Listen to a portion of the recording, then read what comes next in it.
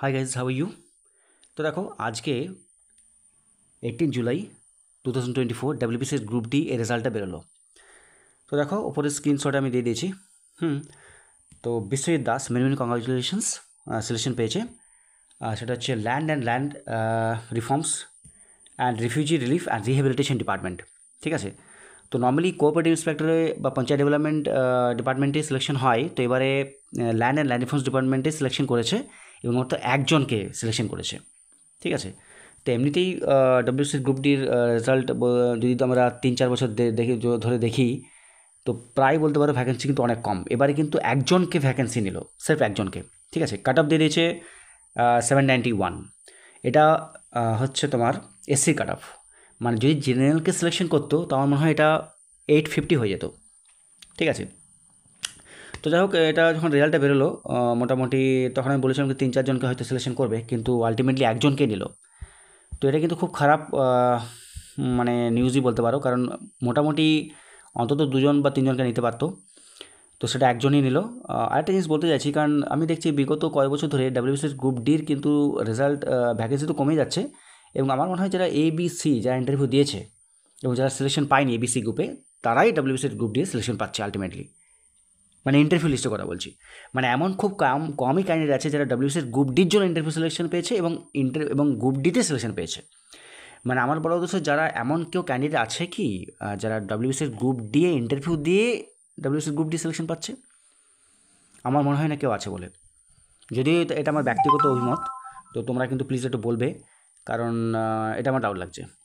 কারণ তাহলে এই ইন্টারভিউটা নেওয়ার মানে কি? মানে যদি এবিসি থেকে সিলেকশন করা হয়, তাহলে ওই WBCS group D special interview list বার করে তার ইন্টারভিউ নেওয়ার মানেটা কী হচ্ছে? এটা আমার জাস্ট তোমার কাছে প্রশ্ন, তোমরা কিন্তু কমেন্টে বলবে আমাকে উত্তরটা। ঠিক আছে।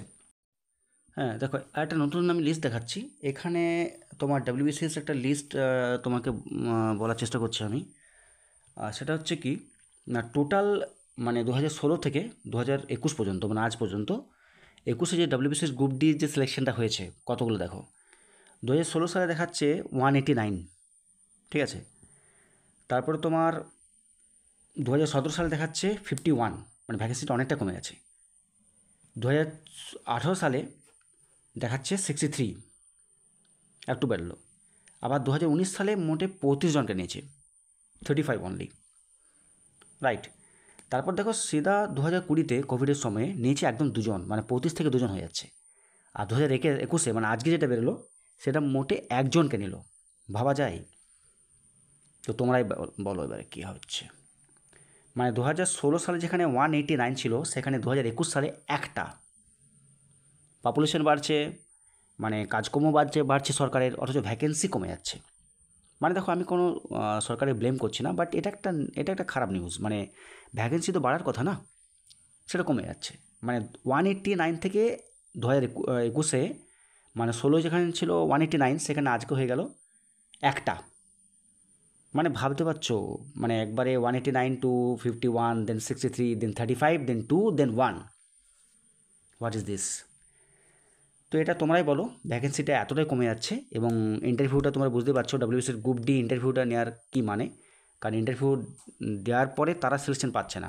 এবিসি যারা মানে ইন্টারভিউ দিয়েছে অত সিলেকশন পাচ্ছে না, তারাই কিন্তু ultimately WBCS group D selection পাচ্ছে, যেটা আমার মনে হয়। Maybe I am wrong. So তোমরা একটু বলো তোমাদের কি মন্তব্য। কারণ দেখো, গ্রাফে কিন্তু পরিষ্কার কিন্তু বুঝিয়ে দিল ব্যাপারটা। এবারে 2015 আগে কিন্তু ডাব্লিউবিসিএস গ্রুপ ডি ভালো রিক্রুটমেন্ট হতো, 14-15, কিন্তু এখন ইদানিংকালে একদম কমে গেছে। মানে 2021 সালের সাথে একটা হয়ে গেছে। ঠিক, এই ছিল ভিডিও।